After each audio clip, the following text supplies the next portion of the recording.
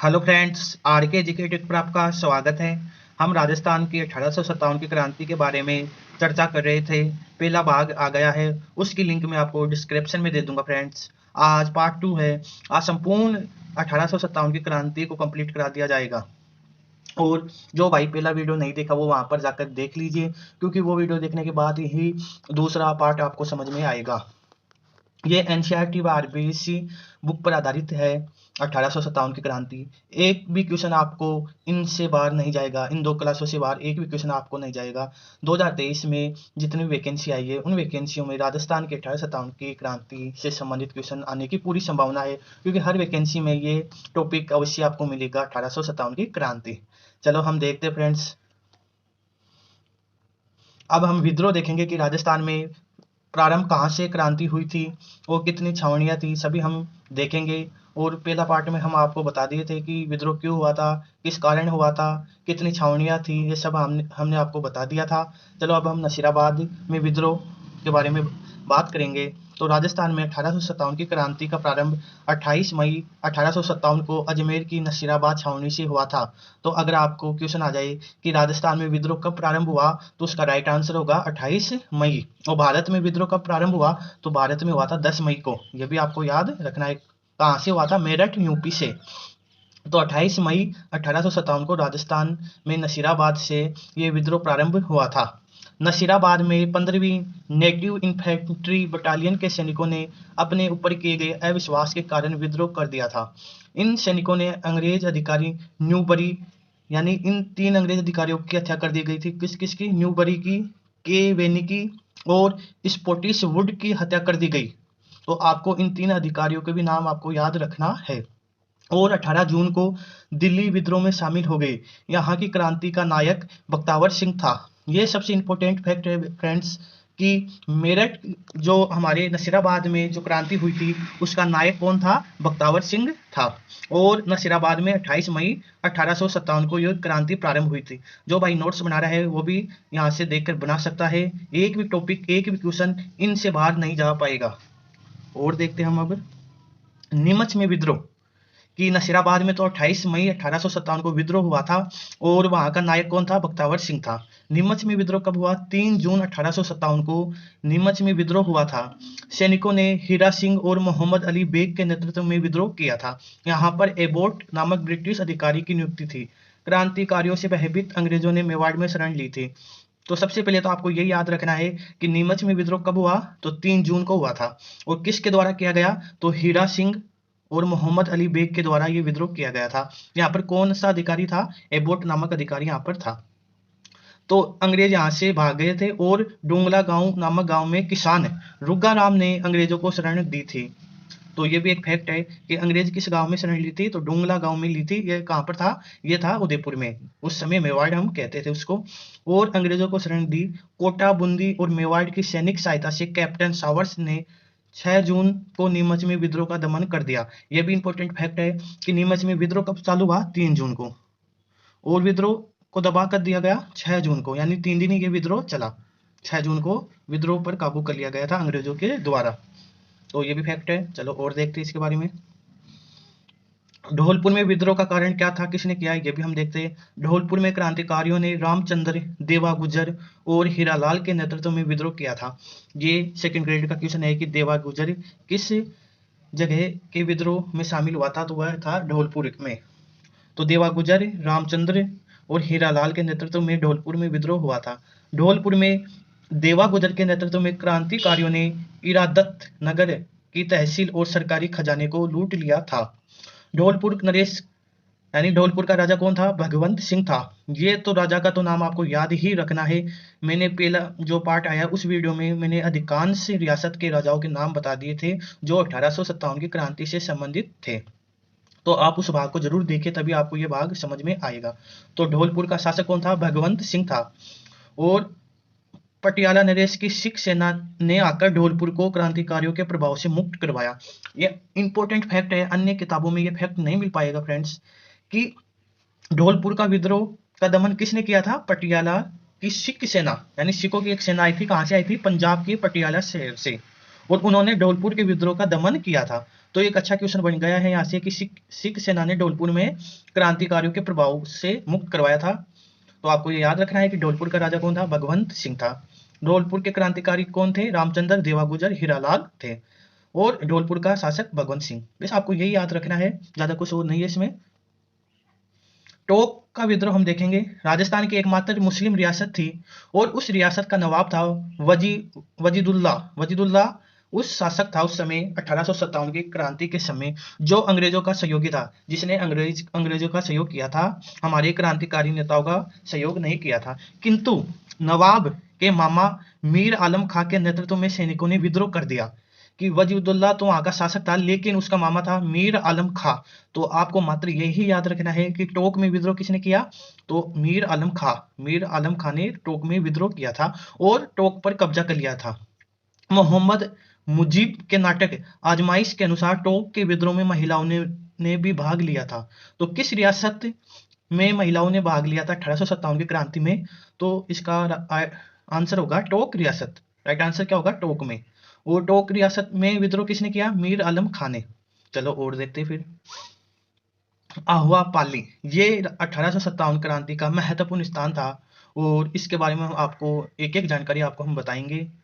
संयम के साथ आप हमारी वीडियो को पूरा देखें, क्योंकि वीडियो को पूरा देखने के बाद ही आपको समझ में आएगा। अगर आपने 2 या 4 मिनट वीडियो देखा तो कुछ नहीं समझ में आएगा। वीडियो पूरा देखो, फिर मैं अगली क्लास में एमसीक्यू लेके आऊंगा 1857 की क्रांति से संबंधित। ये थ्योरेटिकल थे और अब मैं एमसीक्यू भी लेके आऊंगा अगली क्लास में। तो आहुआ पाली में जोधपुर रियासत का एक भाग था। तो आपको कई अन्य फैक्ट भी यहाँ मिलेंगे कि आहुआ उस समय जोधपुर रियासत का भाग था। इसमें ठिकानेदार ठाकुर खुशहाल सिंह ने विद्रोह किया था। 1857 की क्रांति का प्रमुख जो चेहरा था वह था कुशाल सिंह। कुशाल सिंह एक महत्वपूर्ण व्यक्ति था जिसने 1857 की क्रांति में बहुत सहयोग किया था। और उस समय गुल्लर, अशोक, आलनियावास, आसपास की जागीर, इनके जागीरदार ने भी इस विद्रोह में शामिल होते हैं। चलो इसमें तो और कुछ नहीं है, आगे देखते हैं। पिथौरा का युद्ध हुआ था। अच्छा क्वेश्चन है, आया हुआ क्वेश्चन है, बार बार ये क्वेश्चन पूछा जाता है कि पिथौरा का युद्ध कब हुआ था? तो आपको याद रखना है 8 सितंबर 1857 को पाली में हुआ था। क्रांतिकारियों की सेना का सेनापति ठाकुर कुशाल सिंह, यानी 1857 की क्रांति का सेनापति कौन था उस समय जो पिथौरा का युद्ध हुआ था? कुशाल सिंह था। और अंग्रेजों की तरफ से कैप्टन हिथकोट के मध्य युद्ध हुआ था और इसमें क्रांतिकारियों की विजय होती है। तो आपको ये याद रखना है कि पिथौरा का युद्ध कब हुआ? 8 सितंबर 1857 को। सेनापति कौन था क्रांतिकारियों का? ठाकुर कुशाल सिंह। अंग्रेजों की तरफ से किसने युद्ध में भाग लिया था? तो हिथकोट ने भाग लिया था। और देखते इसके बारे में। चेलावास का युद्ध, तो 8 सितंबर को कौन सा युद्ध हुआ था? 8 सितंबर 1857 को पिथौरा का युद्ध हुआ था। किसने किया था? कुशाल सिंह ने यह युद्ध किया था। और उसके 10 दिन बाद में यानी 18 सितंबर 1857 पाली, इसमें कुशाल सिंह व एजीजी जॉर्ज पैट्रिक लॉरेंस के मध्य युद्ध होता है और कुशाल सिंह की विजय होती है।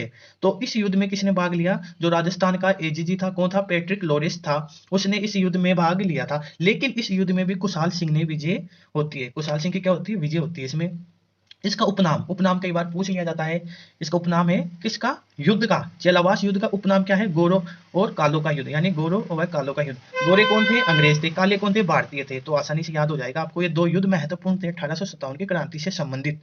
आपको ये 2 युद्ध याद ही रखने हैं कि पिथौरा का युद्ध हुआ था 8 सितंबर को और चेलावास का युद्ध कब हुआ था? 10 सितंबर को, यानी 18 सितंबर। 10 जोड़ देंगे तो 18 हो जाएगा। तो 18 सितंबर को कौन सा युद्ध हुआ था? चेलावास का युद्ध। चेलावास का युद्ध का क्रांतिकारी नेता कौन था? कुशाल सिंह था। पिथौरा का युद्ध का क्रांतिकारी नेता कौन था? कुशाल सिंह था। तो आपको ये याद रखना है, नोट्स बनाते जाओ आप।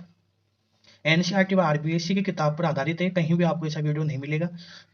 तो हम चेलावास के युद्ध की और जानकारी देखते हैं। हम चेलावास के युद्ध की और जानकारी हम देखते हैं कि आगे क्या हुआ। जोधपुर के पॉलिटिकल एजेंट, यानी जोधपुर का पॉलिटिकल एजेंट कौन था? ये मैंने पहले वीडियो में प्रमुख एजेंटों के नाम आपको हमने बता दिए थे कि किस रियासत में कौन सा एजेंट था उस समय अंग्रेजों का। तो आप पहला वीडियो देखेंगे तो वहां पर आपको सभी रियासतों से संबंधित पॉलिटिकल एजेंट मिल जाएंगे। तो जोधपुर का पॉलिटिकल एजेंट कौन था? मेक मेसन था। मेक मेसन का सिर काटकर आहुआ के किले के मुख्य दरवाजे पर लटका दिया गया था। एक अच्छा क्वेश्चन है ये कि जोधपुर रियासत का एजेंट कौन था? मेक मेसन था। और उसका सिर काट कर कहाँ लटका दिया गया था? आह्वा के किले के दरवाजे पर। बहुत ही भयानक स्थिति आ गई थी उस समय। और 20 जनवरी 1858 को होम्स के नेतृत्व में अंग्रेजी सेना ने आह्वा पर आक्रमण कर देता है। कि जब दो युद्ध हो गए थे, कौन कौन सी? पिथौरा का युद्ध और चेलावास का युद्ध होने के बाद में अंग्रेजों की हार हो गई थी। फिर अंग्रेजों ने वापस 20 जनवरी को 1858 को होम्स के नेतृत्व में अंग्रेजी सेना को वहां आह्वा पर भेजा गया और वहां पर आक्रमण कर देती है। पृथ्वी सिंह छोटा भाई था, किसका था? तो ये भाई किसका था? यह आपको कुशाल सिंह का ये भाई था, पृथ्वी सिंह छोटा भाई था। और कुशाल सिंह ने क्या किया कि कुशाल सिंह को किले की जिम्मेदारी सौंप दी गई। आह्वा किले की जिम्मेदारी सौंप कर खुद कुशाल सिंह मेवाड़ चला गया। और कुशाल सिंह कोठरिया सलुम्बर के मेवाड़ में शरण ले लेता है। कि जो आह्वा पर जब आक्रमण हुआ तो कुशाल सिंह ने अपने भाई पृथ्वी सिंह को वहां पर किले की जिम्मेदारी सौंपकर खुद ही मेवाड़ के सलुम्बर में जाकर शरण ले ली। इस समय मेवाड़ का ठाकुर जोधा सिंह था। यह भी आपको याद रखना है कि मेवाड़ का उस समय ठाकुर कौन था? सलुम्बर का जोधा सिंह था। तो इस युद्ध में अंग्रेजों की विजय हो गई थी फ्रेंड्स। दो युद्ध होने के बाद में तीसरे युद्ध में आह्वा पर अधिकार अंग्रेजों का हो गया था और कुशाल सिंह मेवाड़ चला गया था। पृथ्वी सिंह की मृत्यु हो गई थी। कुशाल सिंह की कुल देवी, ये इंपॉर्टेंट फैक्ट है 1857 की क्रांति का। कुशाल सिंह की कुल देवी का नाम था सुगाली माता। बहुत ही अच्छा क्वेश्चन आ गया। जिसके 12 तो सिर थे और 54 हाथ थे, जो राजस्थान में क्रांति का प्रतीक मानी गई थी। होम्स ने सुगाली माता की मूर्ति को उठाकर अजमेर ले गया था। वर्तमान में यह अजमेर संग्रहालय में सुरक्षित है। अगस्त 1860 में कुशाल सिंह आत्मसमर्पण कर देता है। कि जब ये 20 जनवरी को युद्ध हुआ था होम्स के नेतृत्व में, तो आह्वा पर अंग्रेजों का अधिकार हो गया था और वहां पर एक सुगाली माता की जो मूर्ति थी वो थी कुशाल सिंह की कुलदेवी। वहां उस मूर्ति को अंग्रेजी अधिकारी होम्स ने वहां से उठाकर अजमेर ले गया था और कुशाल सिंह ने आत्मसमर्पण भी कर दिया था 1860 में। 1860 में आत्मसमर्पण कर दिया था। कुशाल सिंह के विद्रोह की जांच के लिए ये अच्छा इंपॉर्टेंट फैक्ट आ गया है कि कुशाल सिंह की विद्रोह की जांच के लिए मेजर टेलर आयोग का गठन किया गया था। साक्ष्यों के अभाव में कुशाल सिंह को रिहा कर दिया गया था। तो देखिए फ्रेंड्स कि दो युद्ध लड़ने के बाद में 1860 में कुशाल सिंह ने आत्मसमर्पण कर दिया था और उसके ऊपर जब अंग्रेजी अधिकारियों ने आयोग बिठाया मेजर टेलर आयोग, तो उस साक्ष्य नहीं मिल पाए कि कुशाल सिंह उस समय विद्रोह में शामिल था। इस कारण कुशाल सिंह को रिहा कर दिया गया था। और देखते हैं फैक्ट, एरिनपुरा। एरिनपुरा भी एक छावनी थी। 21 अगस्त 1857 को वहां पर विद्रोह हुआ। तो ये आपको याद रखना है। तो पहला तो हमारा कौन सा? नसीराबाद में। तो नसीराबाद में विद्रोह कब प्रारंभ हुआ? 28 मई को। मैंने बता दिया ये चीज, 28 मई को। फिर उसके बाद में हमने नीमच में विद्रोह को देखा। तो उसका विद्रोह कब हुआ? 3 जून को। 6 जून को तो विद्रोह का दमन कर दिया गया था। अब एरिनपुरा छावनी में विद्रोह कब हुआ? 21 अगस्त को। 21 अगस्त को 1857 को एरिनपुरा में विद्रोह हुआ। इस समय क्रांतिकारियों ने एक नारा दिया था, चलो दिल्ली मारो फिरंगी। इंपॉर्टेंट फैक्ट आ गया है फ्रेंड्स, आपको तो ये नोट कर लेना चाहिए कि किस छावनी ने चलो दिल्ली मारो फिरंगी के नारा दिया था। तो एरिनपुरा छावनी थी। इस समय जोधपुर के शासक तख्त सिंह थे। ये भी एक अच्छा क्वेश्चन आ गया है कि जोधपुर का शासक उस समय कौन था? तख्त सिंह था। तो फ्रेंड्स आपको ये पहले वीडियो में मिल जाएगा। मैंने अधिकांश रियासत के राजाओं के नाम बता दिए हैं कि उस समय किस रियासत का कौन राजा था। तो आप पहले वीडियो को जाकर देखिए, उसकी लिंक मैं आपको डिस्क्रिप्शन में दे दूंगा। उस वीडियो को देखने के बाद ही आपको ये वीडियो समझ में आएगा। क्रांतिकारियों ने आह्वा के ठाकुर कुशाल सिंह से मिलकर तख्त सिंह की सेना का विद्रोह कर दिया। यानी एरिनपुरा उस समय भी जोधपुर रियासत का एक भाग था और उस समय जोधपुर का राजा था तख्त सिंह। तख्त सिंह की सेना का नेतृत्व अनार्ड सिंह ने किया, वह कैप्टन हितकोट ने किया। यानी अंग्रेज अधिकारी तो हितकोट ने, और अनार्ड सिंह कौन था? यह था तख्त सिंह की सेना का नेतृत्व, यानी सेना नायक था। जबकि क्रांतिकारियों का नेतृत्व ठाकुर कुशाल सिंह चंपावत ने किया। दोनों सेनाओं के मध्य 13 सितंबर 1857 को युद्ध हुआ था। दोनों सेनाओं के मध्य युद्ध कब हुआ? 13 सितंबर 1857 को। और इस युद्ध में अनार्ड सिंह की मृत्यु हो जाती है और इसमें विजय किसकी होती है? कुशाल सिंह चंपावत की। यह युद्ध पिथौरा पाली में हुआ था, जिसमें कुशाल सिंह विजय रहे थे और हितकोट की हार हुई। इस हार का बदला लेने के लिए पैट्रिक लोरेंस ने एरिनपुरा आए व क्रांतिकारियों ने इन्हें भी परास्त कर दिया। ये मैंने आपको बता दिया। उस समय क्रांतिकारियों ने मेक मोशन की हत्या कर इसका सिर आह्वा के किले पर लटका दिया। तो अगर आपके क्वेश्चन आ जाए कि मेक मोशन की हत्या किसने की, तो क्रांतिकारी था कुशाल सिंह, उसके द्वारा मेक मोशन की हत्या की गई थी। और आह्वा का जागीरदार कौन था उस समय? तो वो भी था कुशाल सिंह। इस हार का बदला लेने के लिए ये तो हमने आपको बता दिया। चलो और देखते आगे। फिर कोटा, ये इंपॉर्टेंट है। कोटा में विद्रोह कब हुआ? 15 अक्टूबर 1857 को कोटा में विद्रोह हुआ था। कोटा के मेजर बटन आ गए ना। कोटा का उस समय मेजर कौन था? मेजर बर्टन था। यानी पॉलिटिकल एजेंट कौन था? मेजर बर्टन था। इनके समय में क्रांतिकारियों की कमान जे दयाल। इंपॉर्टेंट फैक्ट है फ्रेंड्स, ये आपको याद ही रखना है कि कोटा में क्रांतिकारी नेता कौन थे? जे दयाल जो वकील था, मेहराब खान रिसालदार था, के हाथों में थी। इंपॉर्टेंट है, हर बार ये क्वेश्चन पूछा जाता है, कोटा से संबंधित कई बार ये क्वेश्चन आ चुका है कि जय दयाल व मेहराब खान किस रियासत से संबंधित है 1857 की क्रांति। तो ये तो आपको याद ही रखना है। इन दोनों के नेतृत्व में क्रांतिकारियों ने मेजर बटन व उसके दो पुत्र डॉक्टर मिस्टर काटम की हत्या कर दी। यानी इन दोनों ने व अन्य क्रांतिकारियों ने मिलकर बटन की भी हत्या कर दी गई और उनके दो पुत्रों की भी हत्या कर दी गई। तो अगर आपको पूछ लिया जाए कि मेजर बटन की हत्या किसके द्वारा की गई, तो जय दयाल व मेहराब खान के द्वारा की गई थी। मेजर बटन किस रियासत से संबंधित है? तो कोटा से रियासत से संबंधित है। तो ये भी आपको याद रखना है। और मिस्टर रॉबर्ट्स ने इस क्रांति का दमन 1858 में किया था। 6 माह तक कोटा में क्रांतिकारियों के अधीन रहा। यानी 6 माह तक कोटा क्रांतिकारियों के अधीन रहा था। तो कोटा में विद्रोह कब हुआ? 15 अक्टूबर को। और नसीराबाद में कब हुआ? 28 मई को। नीमच में कब हुआ? 3 जून को। चलो और देखते हैं। तो फ्रेंड्स, हमारी 1857 की क्रांति से संबंधित हम एक एक पॉइंट आपके सामने रख दिया है। आपको वीडियो देखो, नोट्स बनाओ, जिससे आपको आसानी से याद हो जाएंगे। इन 2 क्लासों से एक भी क्वेश्चन आपका बाहर नहीं जाएगा। फिर भी मैं आपके लिए एक एमसीक्यू क्लास लेके आऊंगा राजस्थान के 1857 की क्रांति से संबंधित। इन्हीं दोनों क्लासों से मैं क्वेश्चन उठाऊंगा, फिर आप देखना कि आपके कितने क्वेश्चन सही होते हैं। तो देखते हैं 1857 की क्रांति की असफलता के कारण, कि राजस्थान में असफलता क्यों हुई 1857 की क्रांति। सबसे महत्वपूर्ण कारण तो ये था कि राजस्थान के राजाओं ने क्रांतिकारियों का साथ नहीं दिया और ब्रिटिश सरकार का साथ दिया। कि हमारे राजा थे वह अंग्रेजों का ही साथ दिया, हमारे क्रांतिकारी भाइयों का साथ नहीं दे पाए। क्रांति का नेतृत्वहीन था, यानी क्रांति का किसी ने नेतृत्व ही नहीं किया, जो मन में आया वो उसने किया। यह भी एक महत्वपूर्ण कारण था।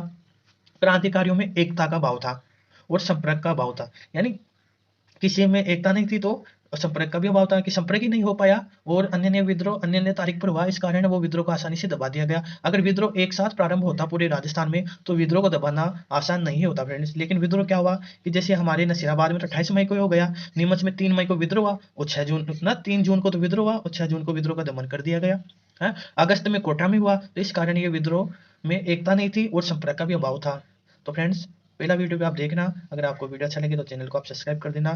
Thank you friends. Next video में इन्हीं दोनों क्लासों से एमसीक्यू लेके आऊंगा और आप देखना कि आपके कितने क्वेश्चन सही होते हैं। धन्यवाद।